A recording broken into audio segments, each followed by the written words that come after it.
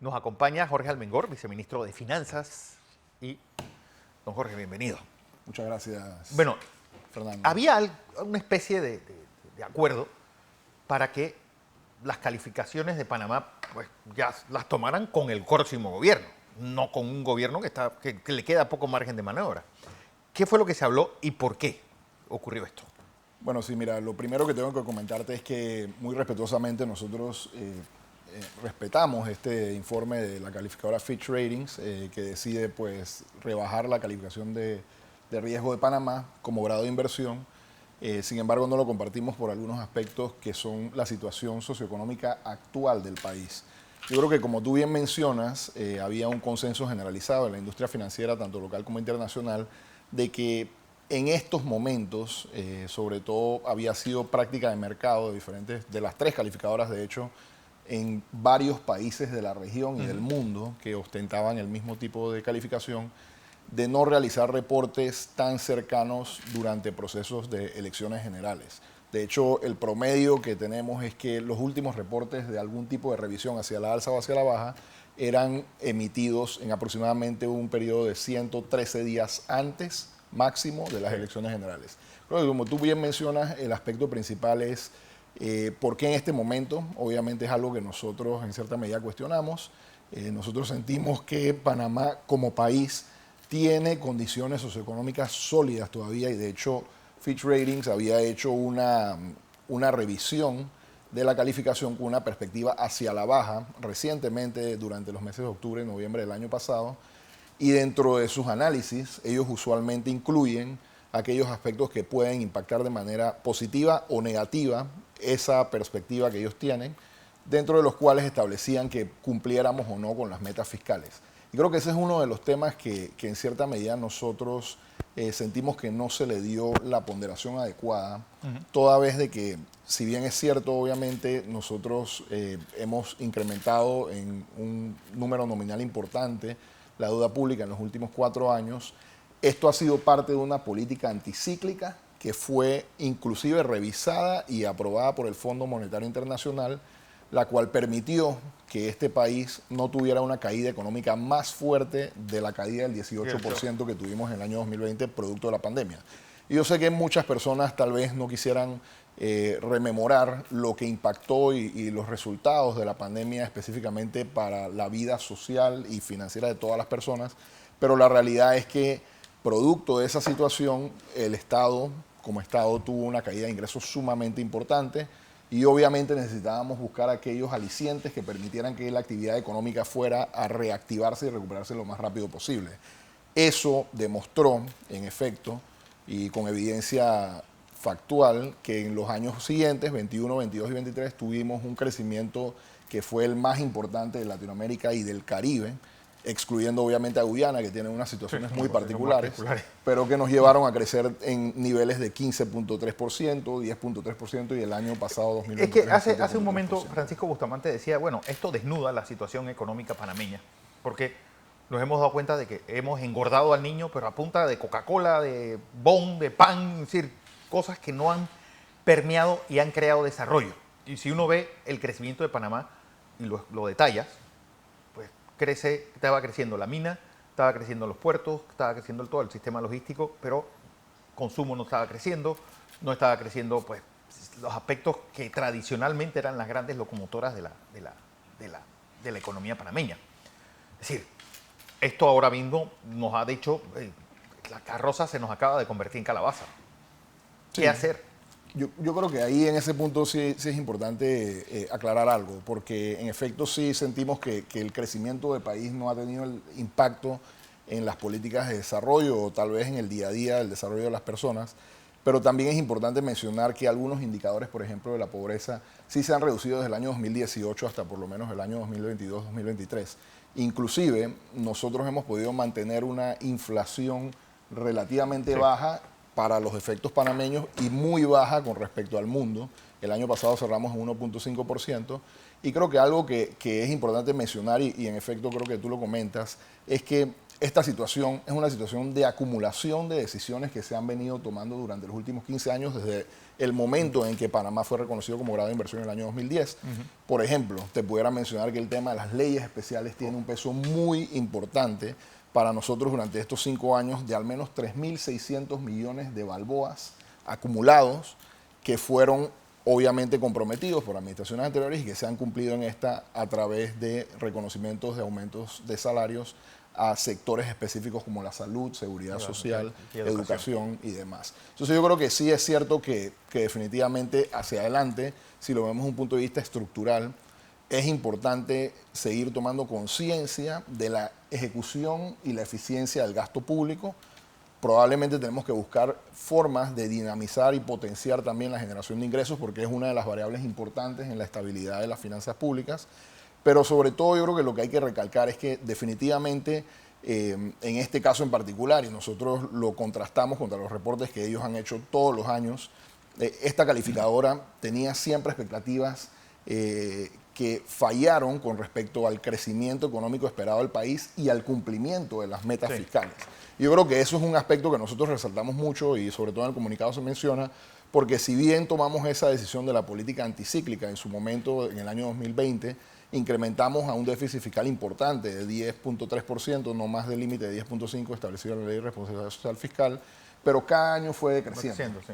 Bajamos a menos de 7.5%, luego abajo del 4%, y este año anterior, 2023, estuvimos cerrando en 2.97%, que está dentro de los límites. Entonces, tanto eso de manera decreciente como la relación deuda-PIB, que en algún momento llegó a 64.7% y el año pasado cierra en 56%, con expectativa de que este año cerremos con un déficit de 2%, y la relación deuda-PIB en 55%, demuestran de que definitivamente había un compromiso y hay un compromiso sostenido de este gobierno que esperamos que así trascienda a las siguientes administraciones, porque tenemos que seguir cumpliendo esa reducción del gasto y la ponderación de la deuda pública con respecto a los ingresos y al Hay algo que es importante mencionar. Nosotros ustedes empiezan el gobierno con pues, Fitch subiéndole, Standard & Poor's subiéndole la calificación a BBB+. Correcto. Es decir, a pesar que ustedes cuando entran, 3 meses después se encuentran pues con todo debajo de la alfombra. 2.000 millones de dólares en deudas no canceladas, en pues, más de 1.000 millones de dólares de déficit. Es decir, ¿cómo alguien te puede calificar de esa forma, ustedes encontrando un gobierno en semejante desastre? Bueno, creo que lo importante es que específicamente estas calificadoras toman en cuenta la situación de país, independientemente. ¿Y cómo ustedes van a entregar el gobierno? Es decir, eso también es importante. Que no encuentren estos pasteles que se encontraron ustedes. Independientemente del gobierno y de la administración, creo que lo más importante es la sostenibilidad de esas políticas públicas que vayan encaminadas hacia una consolidación fiscal. Y creo que nosotros en algún momento desde que se estableció la Ley de Responsabilidad Social Fiscal en el 2008, definitivamente marcamos esa ruta de crecimiento sostenido que buscara siempre un desarrollo y una conciencia social en la estrategia de las finanzas públicas, porque al final del camino son una herramienta para eso, para el desarrollo y el progreso de los países. Y pues la confianza que en algún momento Fitch tuvo en esta administración, no sabemos en cierta medida por qué no se sostiene, tomando en cuenta de que todos los años se han cumplido con esas métricas que nos habíamos impuesto, y que de hecho el propio Fondo Monetario Internacional en su más reciente informe de marzo del 2024, que es la revisión del artículo 4 que hacen todos los años a los países, determina que fue lo correcto de hacer en su momento, toda vez que sostuvo la economía de una mayor caída y nos permitió a nosotros abrirle espacio a esas grandes necesidades inmediatas que eran obviamente fortalecer el sistema de salud, en donde nuestro compañero, el doctor Bustamante, que recién entrevistaste, él fue partícipe de la Caja del Seguro Social y nos ayudó también. Él sabe muy conscientemente todos los esfuerzos que se realizaron para poder dotarles de los insumos médicos necesarios, el equipo médico importante y todo el personal para poder atender. Bueno, ¿cuánto costó la pandemia?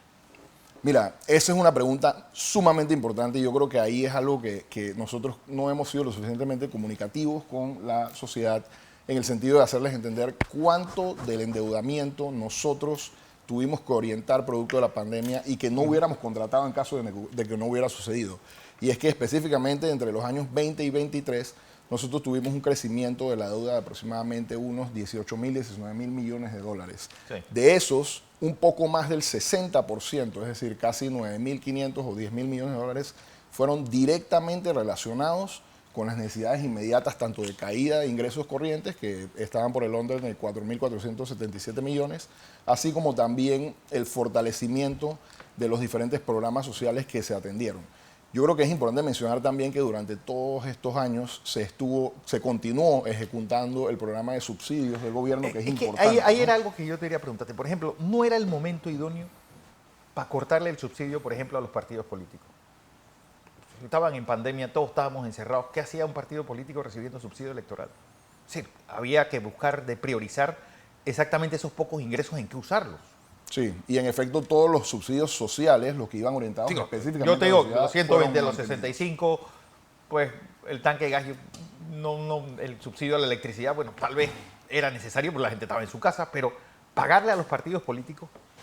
Es una que se pregunta ganaba. importante. Y Fernando, creo que algo que tú bien mencionas y está transcrito en el reporte, porque como tú bien lo has visto en el comunicado nuestro, nosotros no solamente hacemos la mención del tema de la pandemia y de la mina, que la mina es sumamente importante dentro de los ponderables que ellos Claro. toman en cuenta para su decisión. Consideramos que tal vez un poco más de lo que debió haber sido, sino que ellos también mencionan el tema de la gobernabilidad y la gobernanza. Y la gobernanza es algo que nosotros hemos sufrido en los últimos 2 años, precisamente en el año 22 y en el año 23, en donde se ha visto un estallido social importante. Estas situaciones en otros países han llevado a la imposibilidad de que los gobiernos hayan podido ejecutar cambios estructurales fundamentales. ya está dado Aquí de mano en nuestro vecino, Colombia, pues tuvieron una situación muy importante en donde incluso hubo fallecidos y afectaciones graves, tanto comercial como personalmente, en la sociedad, pero así también tuvo un impacto en su grado de inversión. Entonces creo que lo que sí es importante recalcar y realzar de ese punto en particular del reporte es que ellos llaman mucho la atención a la capacidad nuestra como la sociedad Sí, la panameña, resiliencia del... más allá de la administración esta o las siguientes administraciones públicas, sino nuestra capacidad como sociedad de poder ponernos de acuerdo con respecto a temas que son fundamentales para la sostenibilidad de las finanzas públicas del país y por supuesto que van a requerir de acuerdos conceptuales importantes para poder allanar esos caminos. Entonces yo creo que sí es crucial Pero que tú se tome escuchando, eso por en ejemplo, cuenta. viendo los toros de la barrera, es decir, hay capacidad de los candidatos presidenciales con todo lo que se está prometiendo de entender la situación en la cual está. Ayer la Cámara de Comercio pidió, es decir, hay que buscar un gobierno de unidad, de consenso, para volver a recuperar este grado de inversión y tiene que empezar desde el próximo gobierno. No podemos, no, el otro dice, no, porque no lo hicieron esto, yo lo voy a hacer, lo haga, se sigue en el 29. Eso no puede ser. ¿Qué se va a hacer? Y sobre todo, ¿cómo ustedes ven desde el Ministerio de Economía y Finanzas esto? Es decir, ¿cómo les van a hacer las finanzas que ustedes también van a entregar? ¿Van a entregar un país con un montón de papeles escondidos en escritorios y bajo mesa como se los entregaron ustedes? ¿O ustedes, dentro de todo, van a entregar unas finanzas públicas saneadas? Sí, yo creo que lo primero es que debemos realzar que Panamá sigue siendo grado de inversión ante dos calificadores, que son Standard & Poor's y Moody's. Pero la pregunta es, si es así, ¿por qué la última emisión de bonos tenía el último bono a 8 y pico a 8%? Es decir, eso indica que no estábamos en grado de inversión y el mercado, la única forma que lo adquiriese era, pues, tenerle esa sobreinterés, porque prácticamente 8%, es más, Costa Rica emitió bonos a menos del 6% y no tiene grado de inversión. Sí, creo que ahí hay dos variables importantes en ese tema, pero lo más importante es tomar en cuenta de que nosotros somos producto de una política dolarizada en el mundo y que obviamente también la Reserva Federal de los Estados Unidos ha tenido un incremento importante en sus tasas de referencia durante los últimos 3 años. Esto incide de manera directa en cualquier costo de la deuda de la República de Panamá porque ellos son la tasa de referencia cuando hacemos emisiones. Es decir, de no haberse dado estos incrementos importantes de tasas, muy probablemente estuviéramos hablando de tasas mucho más inferiores que las que se emitieron hace un par de semanas, prácticamente un mes. Sí es cierto de que obviamente el mercado toma en cuenta el riesgo país que ha sido incrementado durante los últimos meses, precisamente producto de las situaciones que vivimos entre octubre y noviembre. se ha venido corrigiendo un poco durante los últimos mes y medio, 2 meses. Sin embargo, estamos inclusive todavía un poco altos con respecto a las referencias que teníamos nosotros de manera anterior. Y creo que reiterando el punto que te mencionaba, nuestro compromiso es sostener ese grado de inversión ante las dos calificadoras que son Standard & Poor's y Moody's. De hecho, hemos estado compartiendo con ellos toda la información que se le había compartido a Fitch. Hemos reiterado información para que tengan toda la data de su lado, desde un punto de vista macroeconómico, desde un punto de vista de empleo, desde un punto de vista macrofiscal y los cumplimientos con la ley de responsabilidad social fiscal, que ha sido progresivamente decreciente en el tiempo. Y nuestra expectativa es continuar haciendo todos aquellos esfuerzos que sean necesarios ante estas dos calificadoras para preservar ese grado de inversión, obviamente entendiendo que las políticas económicas de esta administración y que esperamos que trasciendan en el tiempo son para la búsqueda de un mejoramiento social de todas las personas. Y creo que, como bien lo mencionabas, parte de los resultados de la semana anterior fue, por ejemplo, el anuncio de que estamos haciéndole frente a una serie de deudas que se tenían con obligaciones pendientes de pago con el sector bancario, por ejemplo, de aproximadamente 650 millones de balboas. También se está atendiendo la situación del Fondo de Ahorro de Panamá. En fin, nosotros estamos tratando de sanear lo más posible aquellas obligaciones pendientes de pago con las cuales no se contaba presupuesto, porque la realidad es que en cualquier administración, durante los procesos de transición, seguramente van a quedar cuentas por pagar que se van a ejecutar producto de la ejecución natural del presupuesto general del Estado. Así es. Jorge Almengor, viceministro de Finanzas, gracias por estar con nosotros.